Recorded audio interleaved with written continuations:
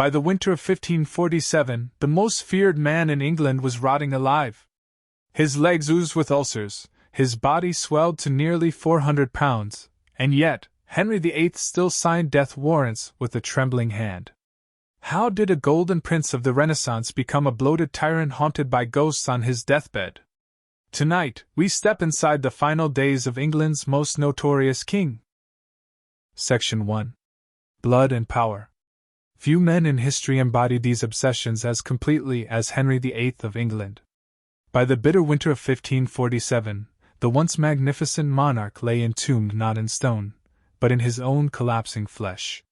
Whitehall Palace, with its drafty corridors and flickering torches, became less a seat of power than a mausoleum in waiting. Courtiers moved with hushed voices, servants held handkerchiefs to their noses, and everywhere hung the unspoken awareness: the king was dying. Behind the velvet curtains of the royal bedchamber, the spectacle was grotesque. Henry's massive frame, bloated to nearly 400 pounds, sank into embroidered cushions that seemed powerless to bear him.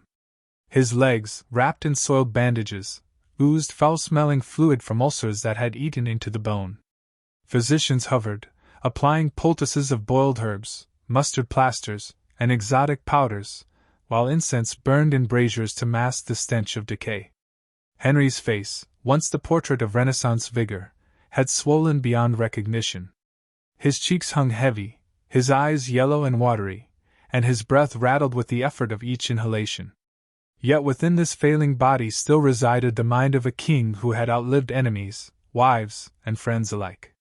"Bring me parchment," Henry wheezed one evening, his voice like gravel dragged across stone. "I'll not have the council think me weakened." The scribe hesitated.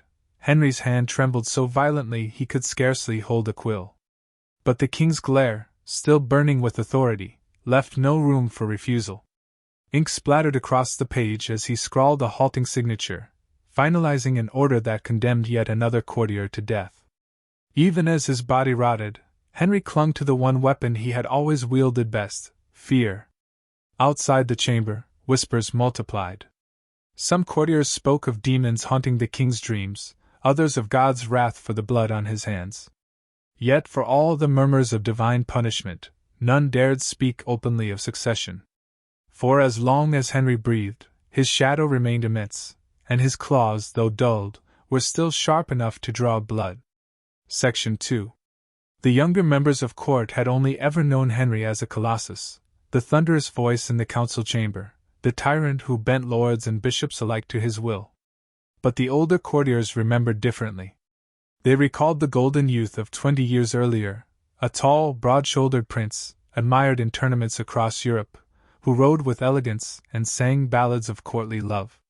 That man was long gone, replaced by a bloated figure who raged at shadows and relied on machines to hoist his body from chair to bed. Still, Henry himself clung to the memory. Some nights, as fever blurred the edges of his mind, he would mutter to those in attendance. "Do you recall it, Norfolk?" he rasped once, turning watery eyes toward the Duke of Norfolk, who stood stiffly at the foot of the bed. "When I broke the lance at Greenwich, when the Frenchmen cheered louder for me than their own?" Norfolk bowed low, though he could barely stand the odor seeping from the chamber. "Aye, your Majesty. None rode finer." A flicker of pride lit the king's sunken face, but it quickly vanished into a grimace of pain as the ulcers throbbed again. He thumped the arm of his chair with a pudgy fist. "And yet," he growled, "they whisper that I am undone." "Let them whisper. The lion still has teeth." The physicians exchanged worried glances. Henry's moods had grown increasingly unstable. At dawn he might embrace his chaplain in tears, confessing his fear of eternal damnation. By nightfall, he roared for the heads of imagined traitors, ordering guards to prepare the scaffold. Those caught in his orbit learned to tread carefully, to answer softly, to never contradict. Behind the king's back, factions sharpened their knives. Edward Seymour, brother of Jane Seymour, the only queen to give Henry a son, positioned himself as the natural guardian of the boy prince. His allies whispered that young Edward's frailty required a strong protector. Meanwhile, the conservative Duke of Norfolk and his allies clung to Catholic tradition, determined to halt the Protestant tide before it swept away centuries of power and privilege. All the while, Henry lingered, clinging to life with a mixture of stubbornness and terror. His physicians applied strange remedies: powdered pearls mixed with wine, live pigeons split in half and placed upon the ulcers, even ointments made of ground gemstones. None worked. The king's pain was so severe that he bellowed like a wounded beast when servants shifted his body. To dull the agony, they fed him draughts of opium and strong ale, leaving him drowsy, drifting between reality and dream. And in those dreams, attendants whispered, Henry saw ghosts. And Bullen's sharp, dark eyes glared at him from the shadows. Thomas More's calm, reproachful gaze lingered at the bedside.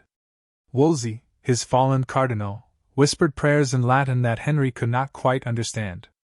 Night after night, the king shouted at these visions, cursing and begging in equal measure, while courtiers pressed perfumed cloths to their faces and prayed that his torment might end.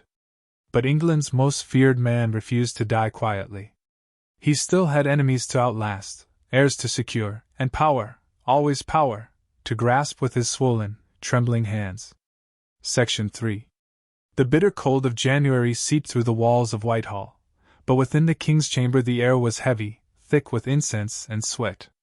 Servants hurried to open windows, despite the frost, for the fetid stench of rot clung to everything. Those who lingered too long near the royal bed often emerged gagging, their faces pale. Yet none dared complain, for to acknowledge the king's condition was to risk his wrath, or worse, his suspicion of treason. On one particularly grim evening, Henry demanded the presence of Archbishop Cranmer. The frail monarch was propped against pillows, his massive chest heaving as though each breath were wrestled from some reluctant guardian. Cranmer, Henry croaked, his lips cracked and dry. Tell me, will God forgive a king who has broken with Rome but defended his sacraments? Am I damned for what I have done, or saved for what I destroyed? Cranmer, a man of careful words, knelt beside the bed. Your Majesty has defended the true faith in your own conscience. God alone judges the heart, and he is merciful. Henry's eyes, watery but sharp, searched the clergyman's face for doubt. After a moment, he turned away, muttering, Mercy, aye, but not for traitors. His hand twitched against the coverlet, as though still itching to sign death warrants. When Cranmer left the room, Norfolk slipped in. The Duke's lined face revealed both weariness and fear. His enemies were gaining ground, and the king's condition made the air around him poisonous. My liege, Norfolk began cautiously, there are matters of governance that. Henry cut him off with a bellow that rattled the chamber. Governance? Do you think me unable? Do you think me corpse already, Norfolk?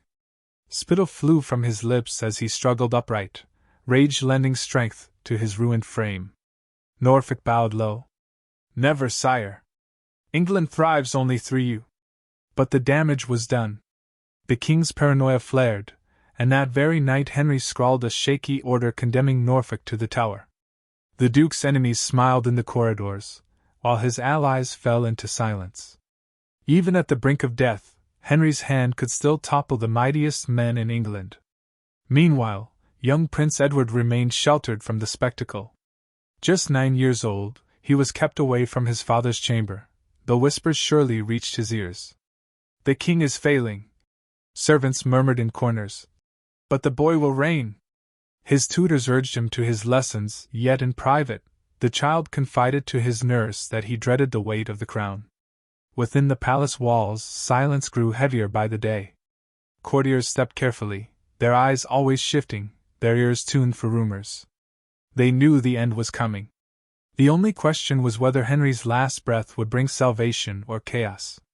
And still, night after night, the screams echoed down the corridors, a grim reminder that the lion, though dying, had not yet lost his roar. Section 4. By mid-January, Henry's condition had worsened to the point where even his most loyal attendants struggled to maintain the illusion of vigor. Proclamations continued to declare the king hale and hearty. Yet anyone who entered his chamber knew otherwise. His skin hung loose and yellow, his legs were swollen like barrels, and every movement seemed to summon fresh agony. The once proud monarch who had danced with queens and outjousted the finest knights could now barely lift a goblet to his lips without spilling wine down his chest. The physicians, desperate to soothe their sovereign, turned to increasingly strange remedies. One morning, they strapped heated irons to his calves to draw out the humors. Another day, they sprinkled crushed sapphires into honey and fed it to him, claiming the stones carried heavenly strength. Henry endured these indignities with groans and curses, but at times he submitted silently, staring past his attendants as though he were already drifting into another world. Servants whispered of his rages, which flared with terrifying speed. A young page once stumbled as he adjusted the king's pillows. Henry lashed out with such force that the boy was sent sprawling across the chamber. The king's booming voice followed. "Clumsy wretch! Do you think I suffer enough without your blundering?" The boy fled in tears, but no one dared defend him. When the pain relented, Henry's mood often shifted into unsettling tenderness. He would demand that someone bring him the miniature portrait of Jane Seymour, his third wife, the only one to give him a son. Holding the tiny likeness in his trembling hands, he would trace her painted cheek with a swollen finger. "Jane," he whispered, "you alone gave me what I desired most. Why did you leave me?" His attendants would lower their eyes, pretending not to hear the grief in his voice. The ghosts of his past seemed to haunt him in equal measure, and Bullen appeared often in his fevered ramblings. "She mocked me," Henry muttered in one half-waking state. "Mocked the crown, mocked me, but I showed her." Then he would fall silent, his eyes glistening as if she stood at the foot of his bed. In the council chambers, the struggle for power grew sharper by the day. Edward Seymour worked tirelessly to gather support, using his blood tie to the young prince as both shield and weapon. The Duke of Norfolk, though imprisoned, still had allies who schemed for his release. Meanwhile, Queen Catherine Parr, the king's sixth wife, kept to her chambers, maintaining the image of a dutiful consort, while quietly preparing for the uncertain storm that would follow Henry's death. The great irony was that the man who had built England's navy, crushed rebellions, and defied the Pope now found himself powerless against his own body. Each cough rattled his chest like stones in a drum. Each ulcer reminded him that no amount of power could command flesh to heal. And yet, he clung to his throne with iron will, determined to control his legacy until the very last heartbeat. Section 5. On the night of January 27, 1547, the palace awoke to a dreadful clamor. From behind the curtains of the royal chamber came a sound unlike any before, a guttural cry, half human, half beast, that echoed down the stone corridors. Servants rushed to the door, only to be barred by guards who barked that no one was to enter without command. Within, Henry VIII was convulsing violently upon his bed. Attendants struggled to restrain him. His enormous body thrashed with such force that the frame itself groaned under the strain. "Hold him!" shouted Dr. Wendy, sweat pouring down his face. Two grooms clung to Henry's shoulders, while others pinned his legs, their eyes wide with terror. The king's mouth foamed, his eyes rolled back, and for a dreadful moment, many believed he had already crossed into death. But the seizure broke, leaving him gasping and half-paralyzed, his right arm hanging limp at his side. The chamber was silent but for his ragged breath. When at last Henry managed to form words, they came out slurred and halting. "God's will. I endure." The physicians exchanged dark looks. They knew a stroke when they saw one, though to name it aloud in the presence of the king was dangerous. Instead, they resumed their rituals of hot cloths and bitter draughts, desperate to prove their usefulness. Thomas Cranmer was summoned, his face grave as he entered the room. He bent low beside Henry, speaking softly. "Your Majesty, the Lord tests us, but his mercy is greater than his trials." Henry's eyes flickered, a glimmer of comprehension passing across them. With great effort, he raised his left hand and seized Cranmer's wrist. "Tell them," he whispered, his voice barely audible, "the crown remains mine, until I say otherwise." Then his strength failed, and he collapsed back into his pillows. Outside the chamber, the councilmen gathered in hushed conference. Edward Seymour pressed his case. "The boy is not ready. England must not fracture. I will act as protector until Edward comes of age. His allies nodded eagerly, while others, wary of Seymour's ambition, hesitated. Still, none could deny the truth. Henry's days were numbered, and power would not wait politely for the last breath to be drawn. Even in the shadow of death, the king's condition remained a carefully guarded secret. Messengers carried word to noble houses that the sovereign was recovering from a minor illness, though the smell of incense drifting from Whitehall told a different story. Londoners whispered in the taverns, sensing that change hung heavy in the air. Some feared foreign invasion, others prayed for stability, but all knew that England stood upon the edge of a precipice. Inside the palace, the lion roared no longer. His voice, once able to command armies, had dwindled to a rasp. And yet those who knelt at his bedside still felt the weight of his presence, as if sheer will alone might delay death's approach. Section 6.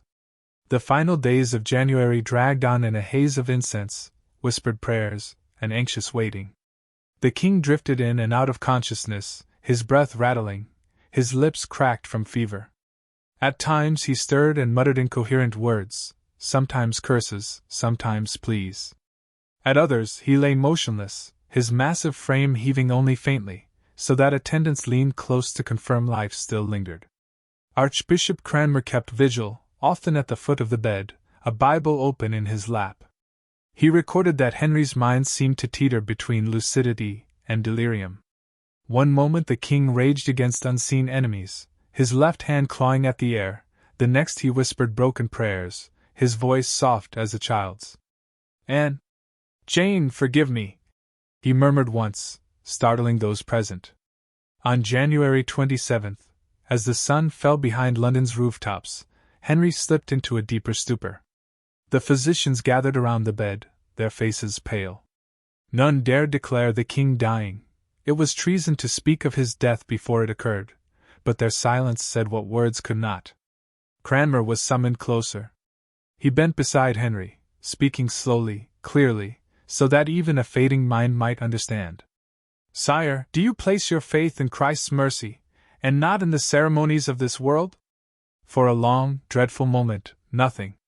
Then Henry's swollen fingers twitched. With a sudden surge of effort, he gripped Cranmer's hand and squeezed.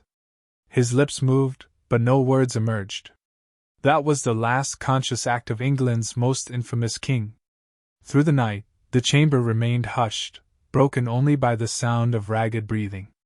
At dawn, January 28, 1547, Henry VIII exhaled once, heavily, and did not draw breath again. A terrible stillness filled the room. For a heartbeat, no one moved.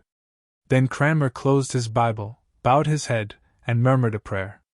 The physicians stepped back, their shoulders sagging with relief and dread alike. Henry's attendants crossed themselves, though such gestures were officially frowned upon. But no bells rang, no proclamations were made. The council had long prepared for this moment, and secrecy was their first order. For 3 days, Henry's death remained hidden from the world. Messengers carried word that the king rested peacefully, while behind locked doors Edward Seymour and his allies consolidated their grip on power. The boy King Edward VI, barely 9 years old, was told quietly of his father's passing, but even he was forbidden to speak of it. Meanwhile, Henry's corpse lay cooling beneath heavy draperies. The attendants, forced to tend the body, recoiled at the stench that seeped from the bloated flesh. Perfumed candles burned in every corner, but they could not wholly mask the odor of decay. The mighty Lion of England had fallen, and already his body betrayed him, swelling, leaking, reminding all present that even kings could not command death. Section 7. The embalming began as soon as the council permitted it, though the task proved more harrowing than anyone dared admit. Henry's body, ravaged by years of disease and infection, resisted preservation. The surgeons and embalmers, summoned from the royal household, worked with trembling hands, for they knew failure could be seen as treachery against the crown, even if their patient was already beyond harm. They set about the grim work in silence. The first incision revealed what many had feared, a body already deep in decomposition. A sickly sweetness filled the air, overpowering even the strongest incense. One attendant gagged and was ordered from the chamber. The king's liver was swollen and mottled, his heart grotesquely enlarged. Some whispered that his organs bore the marks of divine punishment, though such talk remained confined to whispers in dark corners. Cavities were stuffed with herbs, spices, and linen soaked in aromatic oils. Myrrh, cinnamon, and cloves were packed into the corpse, but even these could not wholly contain the odor. One surgeon remarked under his breath, "The earth already claims him." His companion silenced him with a glance, for careless words had ended better men. The coffin posed its own challenge. A standard casket would never contain Henry's girth. Carpenters were ordered to fashion an oversized, reinforced box, lined with lead and layered with bolts. It took 8 men to maneuver the structure into the chapel, where the king would lie in state. Yet even here, trouble followed. The weight of Henry's vast corpse strained the coffin. By the second night, gases built within, and seams began to leak foul liquid onto the floor. A horrified attendant rushed to mop the seepage, but not before dogs from the palace chapel crept forward, lapping at the mess. The sight turned stomachs. Rumor spread quickly, though officials scrambled to contain the story. To common folk, the detail became legend, that the once mighty king's remains had been defiled by hounds, a grotesque emblem of earthly vanity brought low. Meanwhile, behind the closed doors of Whitehall, the council's conspiracy of silence continued. Couriers were dispatched quietly to fortresses, arsenals, and garrisons, ensuring that all key positions were secured before the death was announced. Edward Seymour, calculating and calm, held secret audiences in candlelit chambers, promising rewards to those who pledged loyalty to him as protector. Others hesitated, waiting to see whether Norfolk's allies might stage a countermove.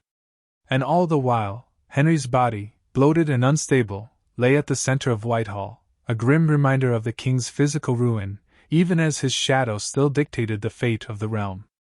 Section 8. On the morning of January 31st, the bells of London finally tolled. For 3 days the city had lived in uneasy silence, sensing the truth but denied official word. Now it was declared, Henry VIII, King of England, was dead. Crowds gathered in the streets, some weeping openly, others whispering that at last the tyrant was gone. Few in England were untouched by his reign, whether through new laws, broken monasteries, or the blood that had soaked the scaffold at his command. The council spared no effort in orchestrating the funeral.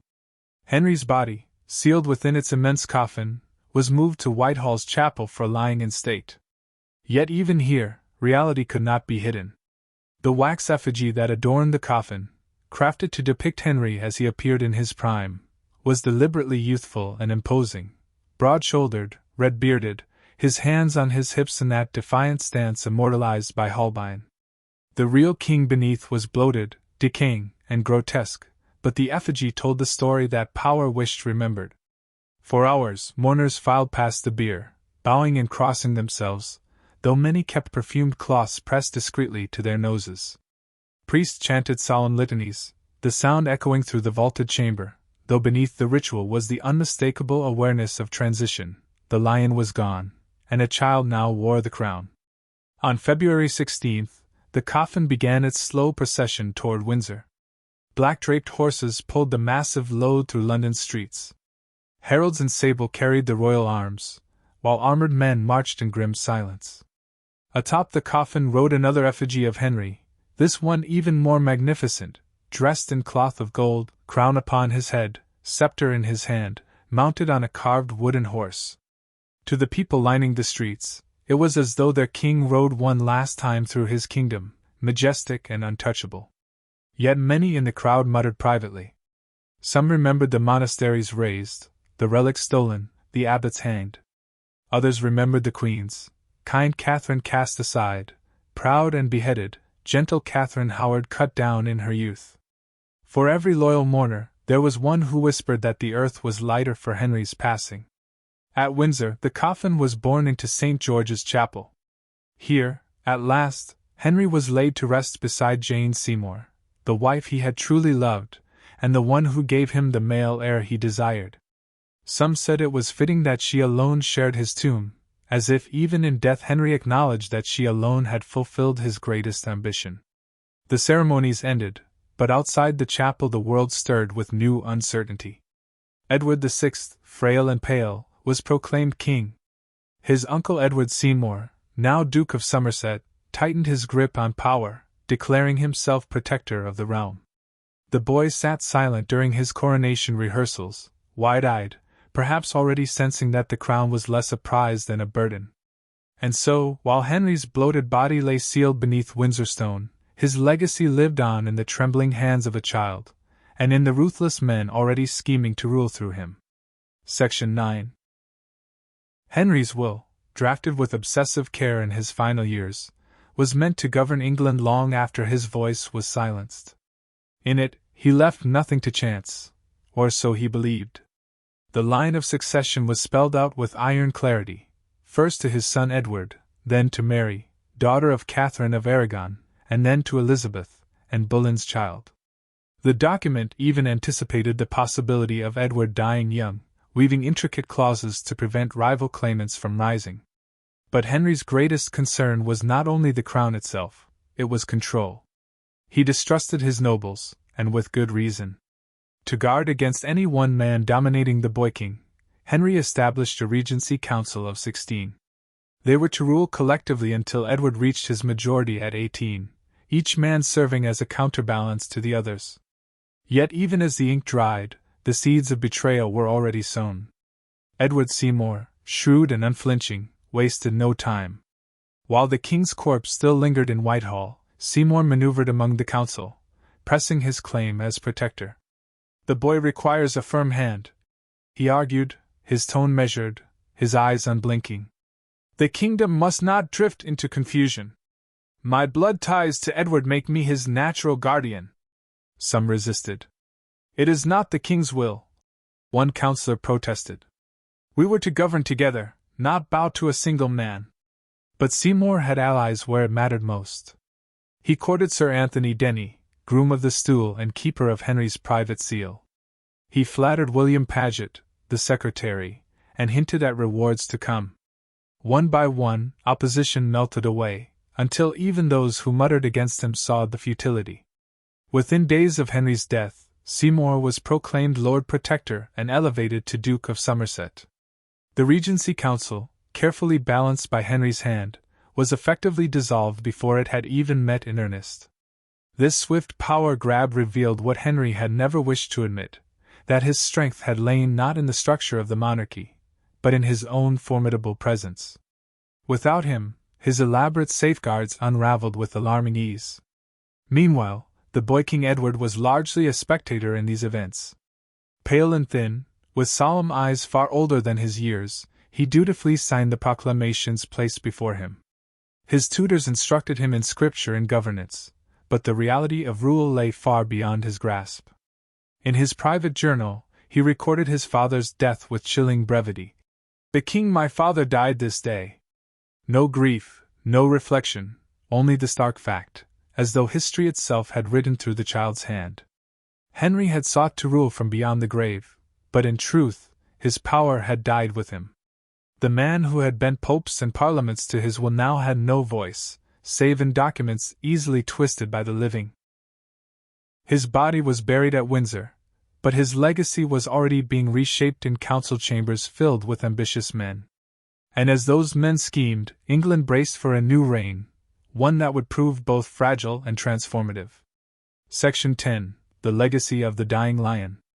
Henry VIII had imagined his will and his dynasty would stand as immovable monuments, unshaken by time. Yet death humbled him, as it humbles all.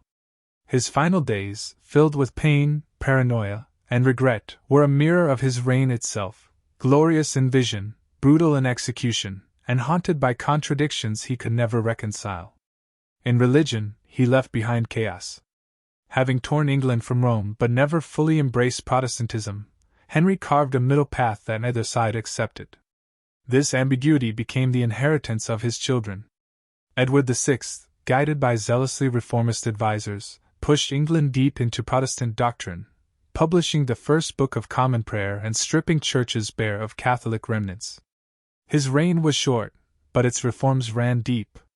Mary, Henry's eldest daughter, swung the pendulum violently in the opposite direction. Devoutly Catholic, she sought to restore Rome's authority, earning the name, Bloody Mary, as flames consumed Protestant martyrs. Yet her rule, though fierce, was fleeting, undone by illness and political missteps. Elizabeth, the daughter of Anne Boleyn, would finally stabilize the realm, crafting a settlement that endured for generations. In her, the Tudor line reached its zenith, though Henry could scarcely have imagined his second daughter, the child he once deemed illegitimate, would outshine them all. Beyond religion, Henry's death reshaped governance itself. Without his towering personality, the machinery of state adapted. Councils and ministers grew stronger, setting precedents that would eventually limit monarchs rather than empower them. The absolutism Henry had embodied died with him, replaced by a more pragmatic balance between crown and council. And yet, for all the failures of his flesh, his shadow endured. His break with Rome defined England's future. His navy, built with obsessive energy, laid the foundations for empire. His children, each scarred by his reign, carried forward his dynasty until it burned out with Elizabeth's death. Even his grotesque passing, the leaking coffin, the dogs in the chapel, the whispers of divine punishment, entered legend. To some, he was the tyrant who crushed monasteries and wives alike. To others, he was the king who made England truly sovereign. In truth, he was both. In the end, Henry VIII died as he had lived, larger than life, terrifying, contradictory, and unforgettable. The lion roared until breath failed him, and even in silence, his echoes shaped a kingdom. Beneath the stone of Windsor, his body rotted, but his story refused to decay. England would never be the same.